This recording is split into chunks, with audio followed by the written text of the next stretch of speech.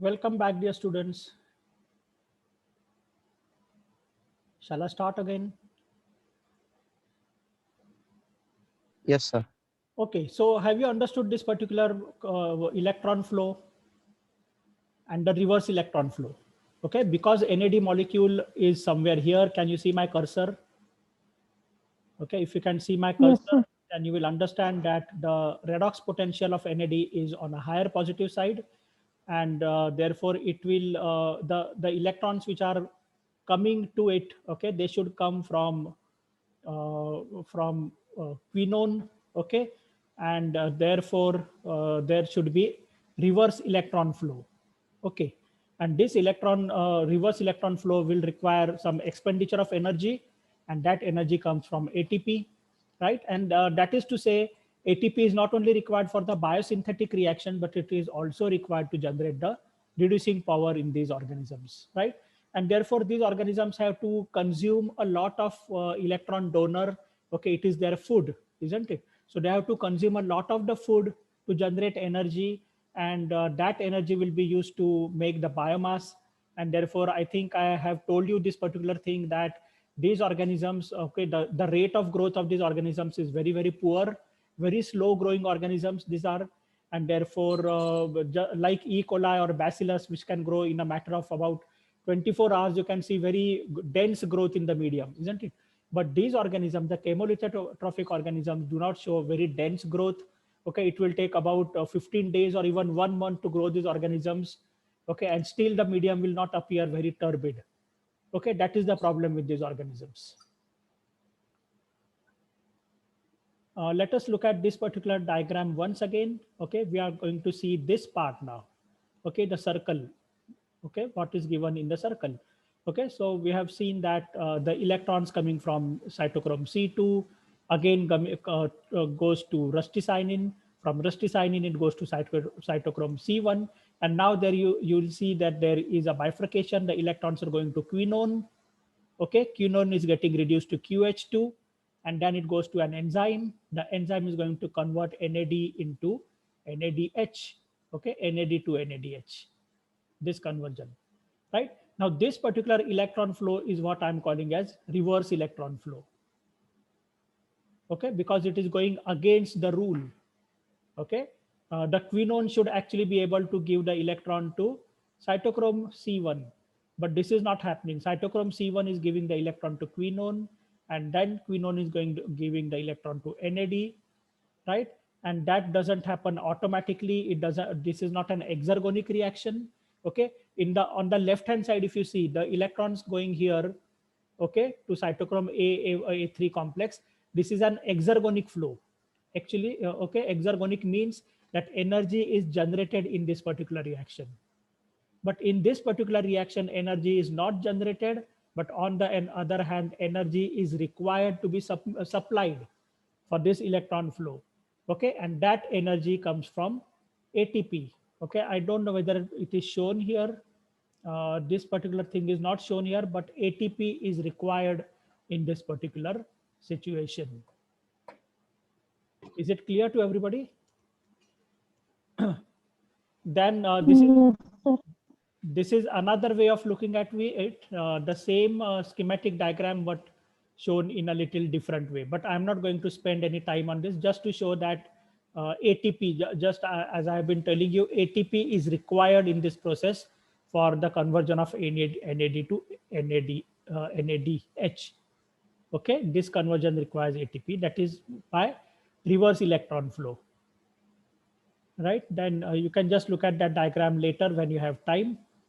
And this particular problem of autotrophy, I've already told you that due to the poor energetic yield and high energy demand for biosynthesis, the organism must oxidize a large amount of ferrous iron.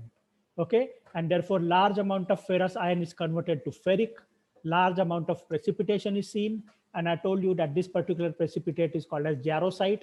Okay, so if you are growing this culture in a medium, then you will not be able to see the growth of organisms as such.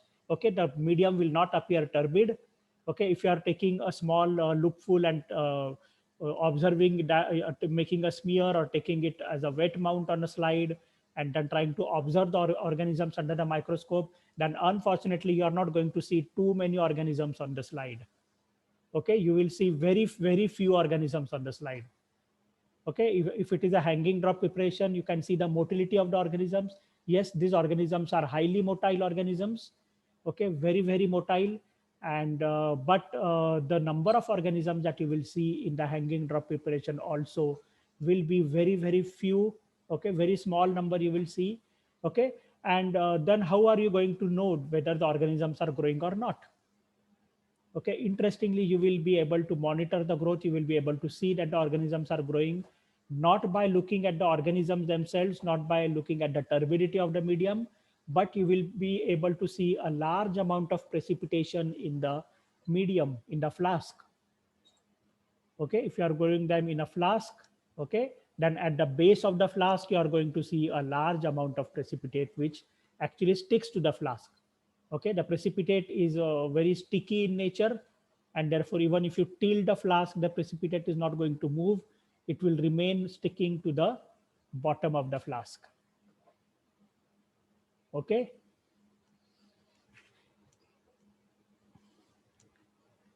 have you all understood what I'm saying? Yes, sir. Yes, sir. Yes, sir. Then we go to another interesting group of organisms, and these organisms are going to carry out a reaction which is called as nitrification.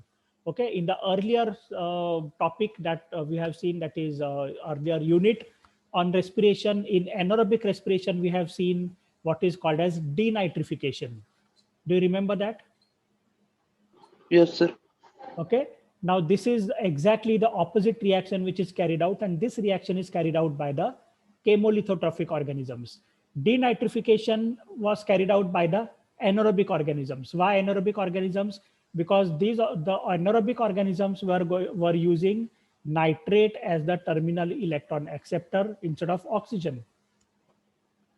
Okay, but here another kind of nitrogen compound, another form of nitrogen is used as the electron donor, and therefore we call these organisms as chemolithotrophic organisms. Remember, chemolithotrophic organisms are those which use a different kind of electron donor, okay, inorganic electron donor, okay, instead of organic molecule. And anaerobic organisms are those which are using an inorganic molecule or organic molecule as terminal electron acceptor instead of oxygen. Okay, so just focus on the two ends of the chain, electron transport chain. Here we have the electron donor, and here we have the electron acceptor. Okay, if electron acceptor is oxygen, they are aerobic organisms. If electron acceptor is anything else other than oxygen, they are anaerobic organisms. If electron donor is an inorganic molecule, then these are the chemolithotrophic organisms. The electron acceptor could be anything. It could be an inorganic molecule, or it could be an organic molecule, that is to say, the electron acceptor could be either oxygen or anything else other than oxygen. Okay, so aerobic or anaerobic. But when electron donor is inorganic, then we call them as the chemolithotrophic organisms. Was that clear to you? Yes, sir. Okay, so now we are studying this process of nitrification in the light of chemolithotrophy. Okay, so a nitrogen compound, okay, remember that inorganic nitrogen compound is serving as the electron donor, and therefore these are chemolithotrophic organisms. Okay, so what are the electron donors? Which is that nitrogen compound? Okay, ammonia. Okay, this is an example of ammonia. Ammonia is oxidized to form nitrates. So earlier in anaerobic respiration, we have seen that nitrates were used as the terminal electron acceptor. Nitrate was converted to nitrite. Okay, nitrite was converted to what? Do you remember? Ultimately to ammonia. Yes, nitrate oxide. Nitrous oxide. Ultimately, it was converted to ammonia and nitrogen. Okay, and now that is to say the process was making the nitrogen more volatile. Okay, volatile nitrogen is excreted, either nitrogen gas or ammonia. But here this ammonia is actually getting fixed. Okay, ammonia is converted to nitrate. Okay, ammonia is oxidized to nitrate, and this nitrate is not volatile. Okay, so we are converting a volatile form of nitrogen into a non-volatile form of nitrogen, that is nitrate, and therefore we call it as nitrogen fixation, nitrification.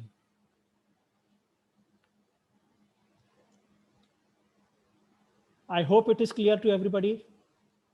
Okay, so then we go to understand what are these groups of organisms which can carry out ammonia oxidation or nitrification. Okay, so there are actually two groups of organisms. One of the group is called as the nitroso group of organisms. Okay, so here what happens is nitrate, ammonia is the electron donor. Okay, and these compounds are again oxidized aerobically. I have written this in red color. Okay, these are aerobic organisms, that is to say the electron acceptor is oxygen. Okay, electron donor is ammonia. Okay, and therefore ammonia is converted to nitrate. These organisms are called as nitrifying bacteria, and the process is called nitrification. Okay, now this complete oxidation of ammonia to nitrate, it takes actually 8 electron transfers. Okay, it involves 8 electron transfers, and this 8 electron transfer process actually takes place in 2 different steps. Okay, or 2 different groups of organisms are involved. Okay, and these 2 groups of organisms or nitrifiers were discovered by the scientist very well known to you. Okay, that is Vinogradsky. And that reminds me of something. We have made the Vinogradsky column. How many of you have succeeded in maintaining that column at least? Have you all maintained the column, or you have forgotten it? No, sir, we have maintained. Okay, so what is the observation now? Could you see the different colored zones?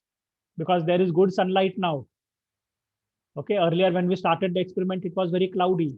I was a bit afraid, but now the sunlight is good. Could you see green colored patches?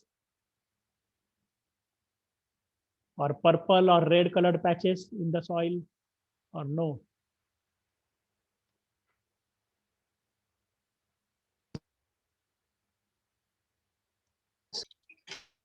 I want all of you to post your photographs on the group. Okay, or shall we make a, no, don't put it on the group because that will be flooded. The group will be flooded with so many messages. So what you can do is you can put the photographs on my personal WhatsApp number. Is it clear to everybody? Yes, sir. There are going to be marks for that Yes. also. So your practical internal marks will be based on that. Okay. Anybody who has not started with that practical? Because at the time when I took the practical, everybody appeared to be interested. Okay, and you have all, I think, also referred to my video, lecture video. Many of you have observed that video. Okay. Okay, so what are these 2 groups of nitrifying organisms? One is called as the nitrosifiers. Okay, and these nitrosifiers actually oxidize ammonia to the level of nitrite. Okay, only till nitrite. And the other group of organisms which are called as the nitrifiers. Okay, these organisms actually oxidize nitrite to nitrate.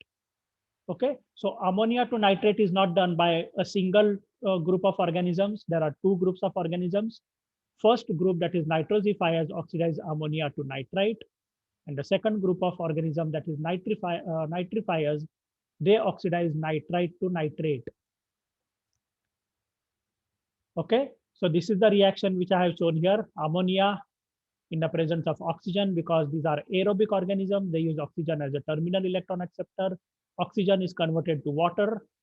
Okay, and ammonia here is oxidized to nitrite, NO2 minus.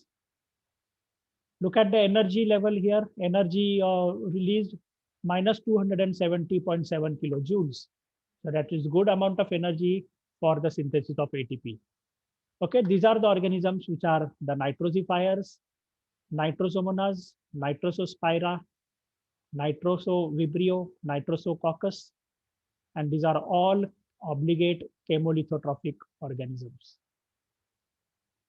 Is it clear why chemolithotrophic? Because they use ammonia, which is inorganic compound, as the electron donor.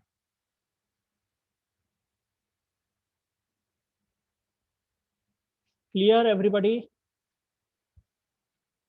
Yes, sir. Yes. Okay. What about your next lecture? Is anybody taking your next lecture? At 1 p.m., sir. At 1 p.m. Who is taking that? Uttar ma'am. Very good. So I wanted some extra time today so that I can finish off with most of the things which I wanted to tell you today. Okay. Because if there is a break in between, then it is difficult again to concentrate. I think you might have experienced that. Okay, so electrons from reduced nitrogen compound, that is ammonia, they enter the electron transport chain. So of course, there is an electron transport chain in these organisms. Okay, and when the electrons are going through the electron transport chain, that will establish a proton motive force. That is, a proton gradient will be created. Because of the proton gradient, the proton motive force will be created. And that proton motive force will be responsible for driving ATP synthesis. Okay, so this is similar to all the other organisms that we have seen so far. Okay, the bioenergetic problem is the same here because it is a chemolithotrophic organism. Just look at this, the standard redox potential for nitrite to ammonia. Okay, ammonia to nitrite, that is plus 0.34.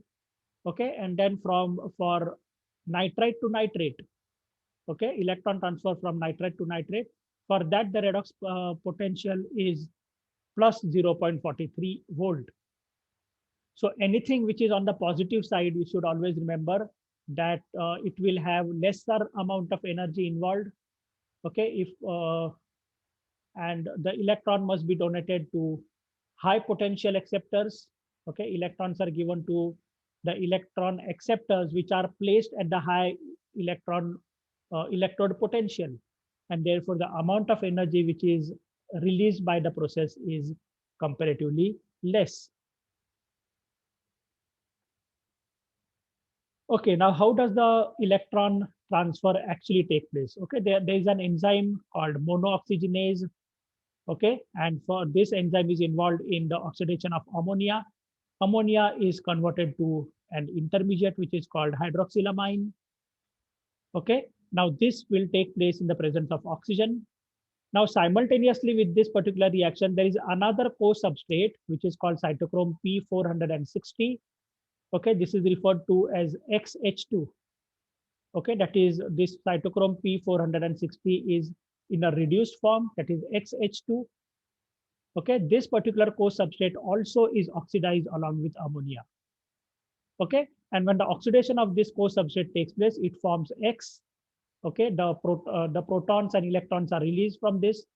Okay, and because of this, the protons and the electrons, both from ammonia as well as from this cytochrome P460, these are used to reduce oxygen, and therefore oxygen will be converted to water molecule. Okay, have you understood this? In the monooxygenase reaction, two things are happening. One is ammonia is oxidized, and another thing is cytochrome P460 also is oxidized. And therefore, 2 electrons and 2 protons are released from these two different compounds, 2 substrates or 2 co-substrates, and then oxygen is converted to water. Okay. Then there is another enzyme which is called hydroxylamine cytochrome C reductase enzyme. Okay, so this enzyme is present in the membrane. This membrane enzyme will carry out the oxidation of hydroxylamine. That is to say, the electrons are taken from hydroxylamine. This is the intermediate. Okay, and these electrons are given to cytochrome C. Okay, and in this process, hydroxylamine is converted to a species which is called nitroxyl, NOH, nitroxyl. Okay, so electrons from hydroxylamine are given to cytochrome C. From cytochrome C, the electrons go to cytochrome A, A3 complex. Now this is similar to what we have seen in the iron bacteria. Okay, and from cytochrome A, A3 complex, the electrons finally go to oxygen. Okay, so the overall conversion of oxygen to water is like this, right? This nitroxyl which is formed, this is enzymatically oxidized to nitrite. Okay, there is an enzyme which will convert nitroxyl into nitrite, right? And this particular, when nitrite is formed, the electrons which are taken from nitroxyl, these electrons are finally given again to this compound X. And therefore X will become XH2. That is to say, this particular co-substrate is regenerated. Okay, so XH2, which was oxidized to X, is now again converted back to XH2. Right? Then again, you will have the question about the reducing power. Reducing power again is generated by reverse electron flow. Just like the iron bacteria or just like the purple sulfur bacteria that we have already seen, the reducing power is generated by reverse electron flow. How it happens? The electrons are taken by cytochrome C. From cytochrome C, the electrons go to cytochrome B. From cytochrome B to coenzyme Q. From there, it goes to iron sulfur protein or a flavoprotein. And finally, from here, the electrons go to NAD, and NAD plus is converted to NADH plus H plus. Okay, this is by reverse electron flow. Right, I have written down these equations here. Okay, reactions, ammonia, okay, in presence of oxygen, we have this nitroxylamine formation, NH2OH. Okay, and then the nitroxylamine is itself oxidized further, right? And this co-substrate here, X, is converted back to XH2, and nitroxylamine is converted to nitrite.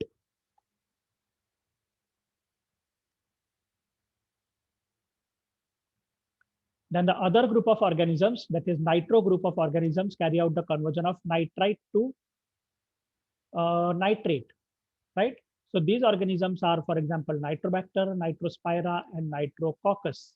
Okay, just remember Nitrosococcus is different from Nitrococcus. Have you studied about these organisms earlier in BSc? Yes, sir. Okay. So these organisms use an enzyme called nitrite oxidoreductase, and that enzyme will convert or oxidize nitrite to nitrate.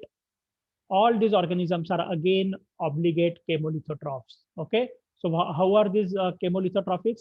They are using nitrite as the source of electrons, not ammonia, but nitrite. Then again, the electrons travel a very short electron transport chain. Okay, and therefore the energy which is generated is again is very less energy. Okay, I have written the equation here, nitrite to nitrate.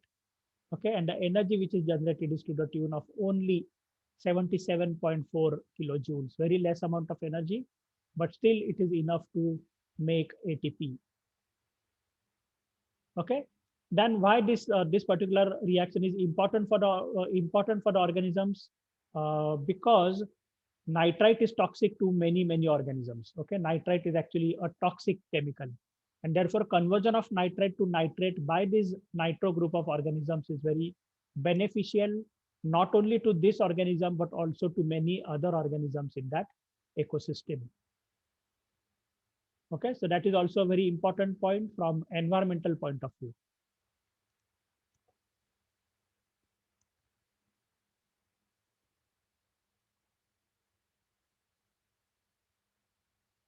Okay, so again, the electron transport chain is very much similar to the earlier nitro-so group of organisms, right? And because of the reverse electron flow, which is necessary for generating the reducing power, the growth of these organisms again is very slow. Just like the iron bacteria, these organisms also grow very slowly. The doubling time of these organisms is 18 hours.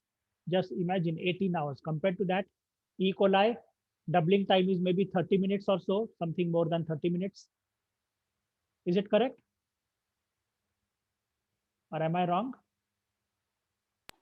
Sir, I think 19 to 20 minutes. 19-20 minutes. Yeah, so you are more correct. Okay, so 19-20 minutes is the time required for E. coli to double, but for Nitrobacter, the doubling time is 18 hours, and that is why we don't see the medium very, very turbid, right?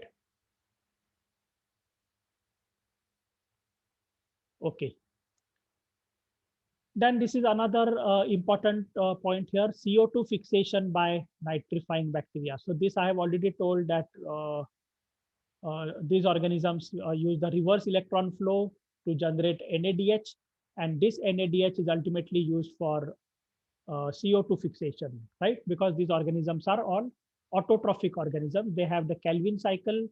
The Calvin cycle itself requires ATP, and it also requires the reducing power to generate the carbohydrates, right? Now, these organisms, the nitrite oxidizers have another alternative source of energy. Okay, they can also use glucose. Okay, they can also use glucose as the source of energy.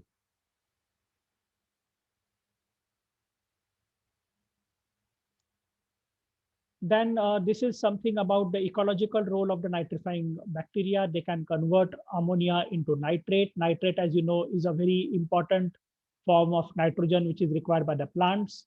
Okay, plants can use only the fixed form of nitrogen. They cannot use ammonia or they cannot use nitrogen gas. Okay, so from that point of view, these organisms are very important.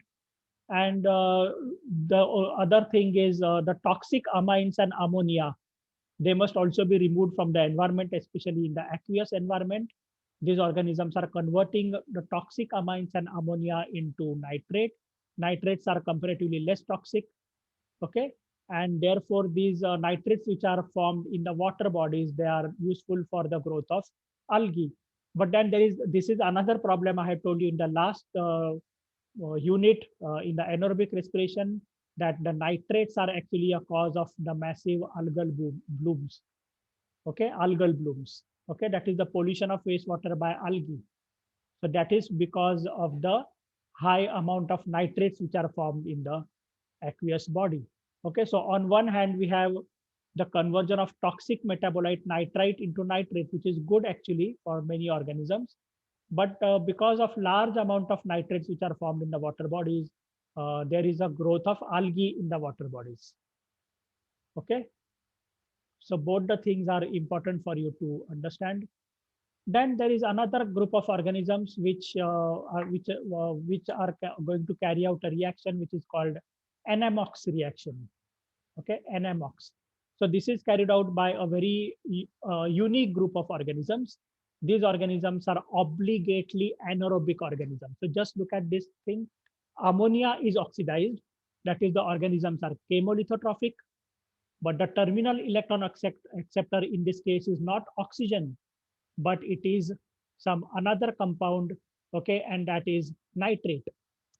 Okay, instead of oxygen, nitrate is the electron acceptor. Okay, electron donor is ammonia. So you can see that this is again a very interesting group of organisms, and they are, for example, the name of organism I have written here is Brocardia NMoxidans. Okay, NMoxidans, because it is able to carry out this reaction called NMOX. Okay. These organisms lack peptidoglycan, and they have membrane enclosed compartments in the cell. Okay, and this one of this compartment is called as the anamoxazome. Okay, anamoxazome, and this is the place where this particular reaction is getting carried out. What is the reaction? It is the oxidation of ammonia, that is chemolithotrophy, and it is the reduction of nitrate. Okay, that is anaerobic respiration. So chemolithotrophy and anaerobic respiration both together in this organism. Okay, of course, these organisms are autotrophic organisms because they can use CO2 as the sole source of carbon. Okay, was that clear to everybody? Yes, sir. Yes, sir. Okay, so I think that was all which I wanted to tell you in today's lecture. In the next lecture, we are going to see some details about nitrogen fixation, especially we are going to see symbiotic nitrogen fixation. I think you have already studied this in your BSc first, right from the first year you have been studying that. But here we are going to understand it in a little different perspective, from the perspective of the symbiotic association between the bacteria and the plants. Okay, so that topic we will cover later. Are there any questions, any queries? I have deliberately taken this unit earlier. Okay, this was actually supposed to be this was actually supposed to be the unit number 5. Okay, but I have treated it as unit number 3. The reason is that you should be able to understand the similarities and differences between photosynthesis, aerobic respiration, anaerobic respiration, and chemolithotrophy. Okay, if I had taken the other units, that is membrane biology and sporulation, then maybe it would be a little have been a bit confusing later. Okay, to connect these topics together would have been problematic for you. Okay, no queries.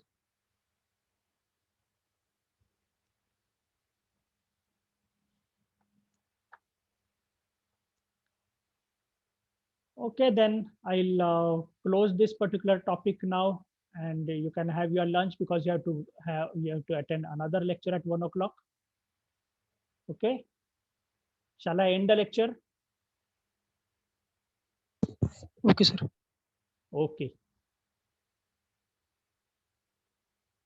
So goodbye, everybody. Yes, in the evening we have the test. Do you remember that? Yes. Yes, sir. Yes, sir. I hope you're all prepared. I have been giving you reminders. Okay, so please prepare well and attend the exam. Don't get confused. Okay, try to understand the questions first, because these are objective questions. You get excited and then you click the wrong answer many a times, although you know the correct answer. Okay, so think about the question properly and then answer, because I think you have enough time. 1 hour is a very, I think, more than sufficient time for the 20 questions which you have to answer. Okay, so take your own time and answer the question properly. If there is any problem in the exam related to the questions, okay, you can call me during the exam also, there is no problem. But if there is a question, any problem related to the submission of the answer sheet because of internet problem or because of anything, then within 15 minutes after the exam, you can give me a call. Okay, or you can give me a message. Okay, I think it will be better if you call me. I may be traveling actually today. I'm going to my native place. Okay, so if I don't lift up your phone immediately, don't worry. Okay, you can keep trying, keep calling me, and I'll answer your calls. Is it okay? Okay. So with that, we will end the lecture. Bye.